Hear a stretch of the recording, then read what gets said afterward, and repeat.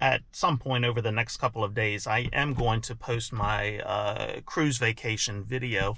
I don't necessarily put those videos on this channel for my subscribers to watch. If you want to, that's fine. I mainly do it to preserve the memories, so when I get older, there'll be a place that I can go to watch these and kind of remember what we did. It's also for friends and family, an easy place for them to go watch the video if they'd like to see what we've done. As I've mentioned in a previous video, I think Sexy Rooster was on this cruise vacation with us, along with his brother and two sisters. He did some snorkeling, so over on his channel, he's got some videos of him snorkeling. I did not go on that adventure with him. I'll leave a link in the description to his channel, so if you want to see his snorkeling, you can surely go do that. But as I said, I don't expect my subscribers to watch this video. That's not what the channel is all about. I guess at some point I should probably create a new channel just for traveling, because I do like to travel. I haven't done enough of it lately, but I do like to travel, see the world, see the country, and take pictures and videos of that. So maybe at some point I'll create a travel channel on YouTube. We'll see, but just wanted to clear that up.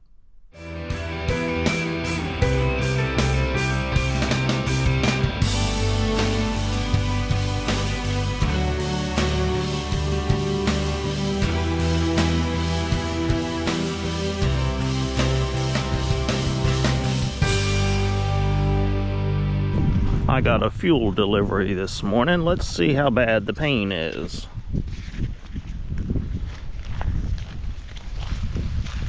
And what do we got here? 447 gallons. What is the price per gallon? 282.9. Hey, it is raining. I just finished getting that load of corn into the elevator. I was going to put another load on out of the bin, but I guess I better not with the rain. Hopefully we'll get some measurable rain out of this. When I watched the weather forecast last night, it wasn't looking that promising. You know, maybe a tenth or two of an inch of rain, but let's hope the weathermen are wrong and weather women are wrong this go round, and we get more than that. This is just what the farmer ordered. So far we've had about 3/4 of an inch of rain, so it's a nice rain. Too late to help some things, but I think it will help my late season soybeans. All right, I see flashing lights here in the middle of the road. I guess we've got an accident. For some reason, this intersection, people just don't know how to go through this intersection.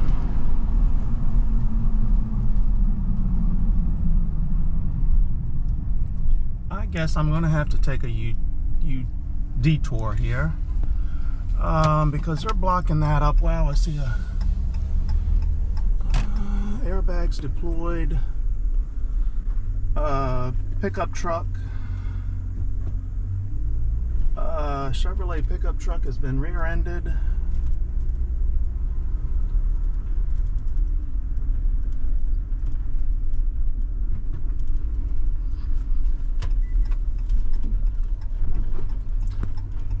So they're blocking traffic off.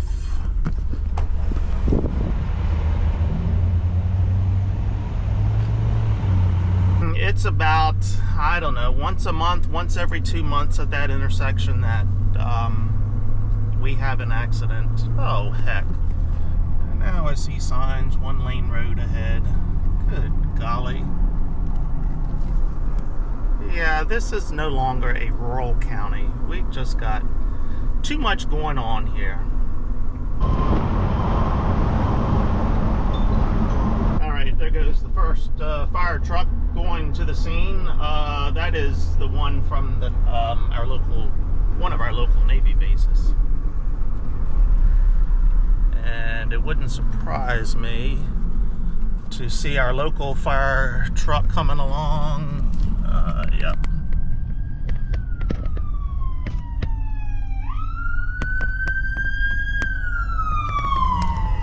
was, I think, the county emergency vehicle.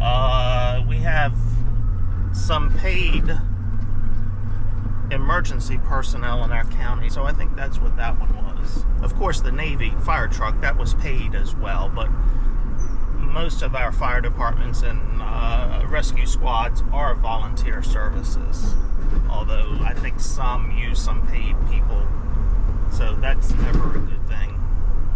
And what I mean by the paid emergency personnel not being a good thing, and that this county was established on volunteer emergency services.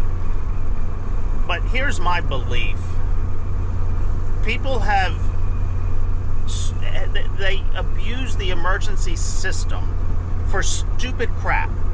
They'll call 911 and expect people to come out and help them over the stupidest stuff. And so what that does is it puts a tax on the volunteers that are doing it. And so then we end up not having enough volunteers to do it. The other thing, and I think this is more important, is that we expect so much of these volunteers. We almost expect them to be doctors and nurses. And so the training that they have to go through now on their own dime, it's crazy. I've had some teenagers that work for me at the hardware store that sign up to become a fireman. And they tell me about this training that they have to go through. And volunteers, they don't have the time to do all of that. They just want to serve their community and go put out some fires or go to an accident scene and, you know, help the person out and get them to the hospital. But no, they are expected to treat the person on the scene and do all this medical stuff, and that's not what the volunteer emergency service is all about. They are, in my opinion, and what it was years ago, is they stabilize you and get your ass to the hospital, where the hospital has the equipment to work on you and save your life. But as I said, the training that's required of it now, and I don't know if it's all government mandated. It probably is government mandated, because once the government steps in, they fuck it up and screw it up, and then it just drives the cost of it up. And so that's why we don't have the volunteers we used to. They don't want to put up with the BS. So now we're into a paid system, or we're starting to go to a paid system, which means our taxes are going to go up, because it's going to come from tax dollars that we're going to pay these people to do this. It's just like our local fire department. You know, years ago, every summer for 3 weekends, we used to have our local fire departments, all of our fire departments in the county used to do carnivals for 2 or 3 weekends throughout the summer, and they each took turns at their own carnival grounds. And it has now gotten to the point that the insurance is so freaking expensive for the rides. And so that means to have the carnival rides there, it is too expensive. The parents can't afford to buy the tickets for their kids to get on the carnival rides. And so the carnivals have either stopped happening altogether, or we're down to what our carnival now calls a social, a community social. There are no rides there. I think they may bring in a bounce house for the young kids, because of government regulations and just crazy, stupid crap. And so that was a big part of their fundraising efforts.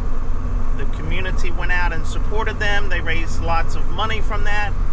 And now their fundraising efforts have been reduced. So I guess instead of giving directly to the fire departments and rescue squads, we'll just pay higher taxes for the services.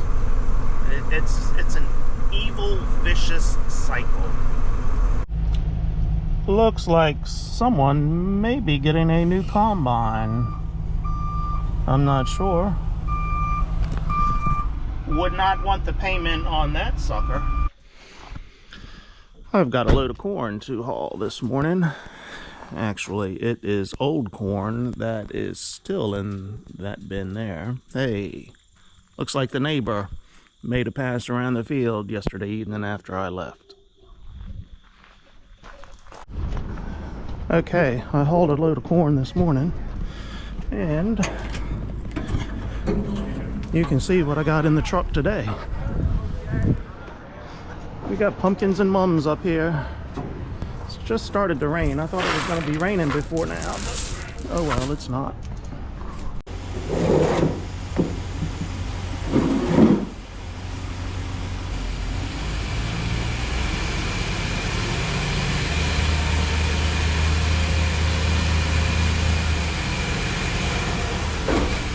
Oil change time. I've got to clean my mess up out of the shop here. I replaced a chain on the combine before I went in the field. This was the feeder house chain, and of course that's the old auger.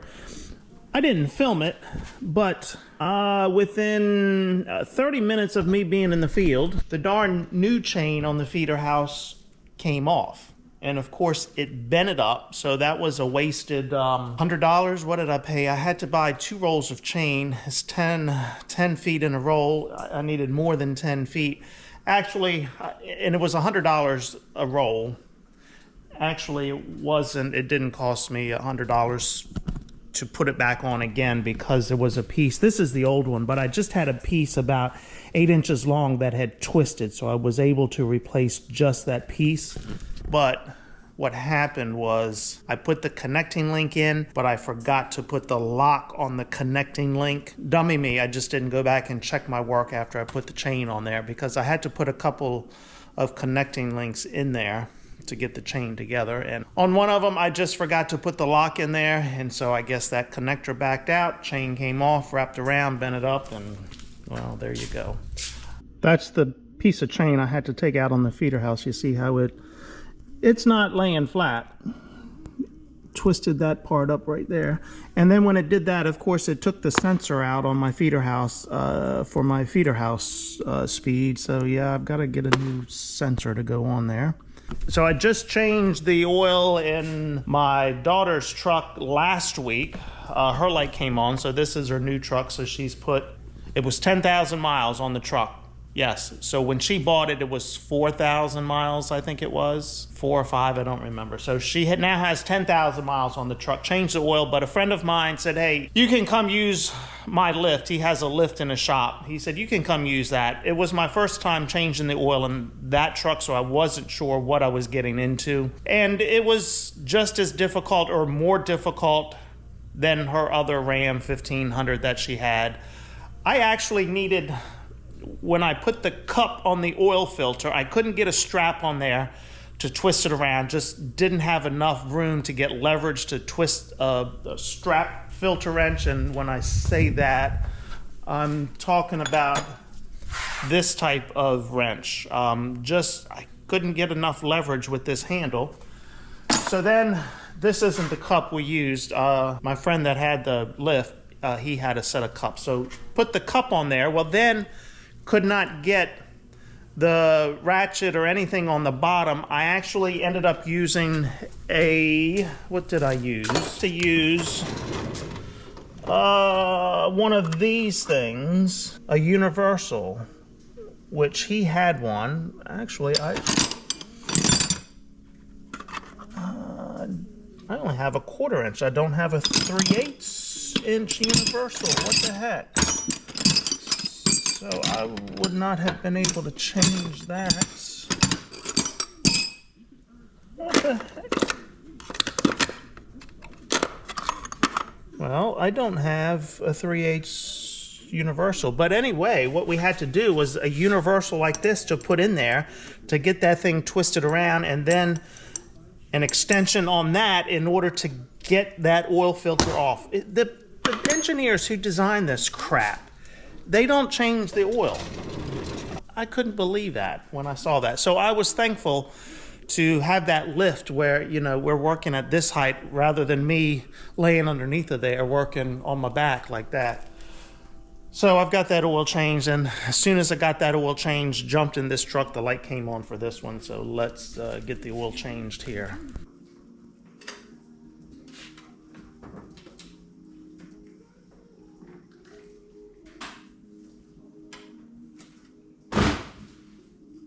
Two points, or that was a 3-point shot. Okay, just so you know, I'm not lying. That's where the oil can landed that I threw. Okay, 53,185 miles. The last time I changed it was 45,496, so not quite 8,000 miles. Last time I changed it was June of 23. This is November 25th of 24. So in, what is that, 15 months, 8,000 miles. Pennzoil 5W20, 7 quarts. And I need a 13mm socket and the small filter cup with 6-inch extension. Okay, I know that I had a rant a month ago about Napa filters, but you see that's what I put back on here. I'm not sure it's that big of a price difference between the Napa and the Ram filter, although I've never really checked, but since I've had a falling out with my local Ram dealer, the next closest Ram dealer is about 50 minutes away, I guess. And actually, I don't even know how much this filter costs. I guess I should probably check on that. The oil, I got 2 quarts at my local hardware store. I think that was on sale for $6.99, $7.99. I don't remember, but I got the owner-employee discount. And then I got the 5-quart jug because our local hardware store doesn't sell the 5-quart jugs of the Pennzoil. They sell it in other brands, not the Pennzoil Platinum. So I got that at the Napa store, and that was $32, I think, for the 5-quart jug. All right, nothing's cheap these days. So as I've said before, I think I've said this anyway, I write my mileage down on the top of the filter card, so this tells me what filter I need. This was the mileage when I changed this oil, the date, the type of oil I need, how many quarts I need, and then what I need to change it. So I need the 13mm socket for the oil pan, and then the small filter cup with a 6-inch extension in order to get the filter off. The reason I do this is, number one, this goes in the glove box now. When I need to change the oil again, I pull this out. I say, okay, this is the filter I need. I need this many quarts of that type of oil. And I only crawl under the truck one time, hopefully. I crawl under with the 13mm socket and the filter cup, my ratchet, the extension, crawl under there one time, drain the oil, put everything back, crawl back out, I'm done. So that's the reason I write it all down on here. As I told a kid the other day, work smarter, not harder. So yes, work smarter, think smarter, don't work harder. But kids these days, they don't know anything about that.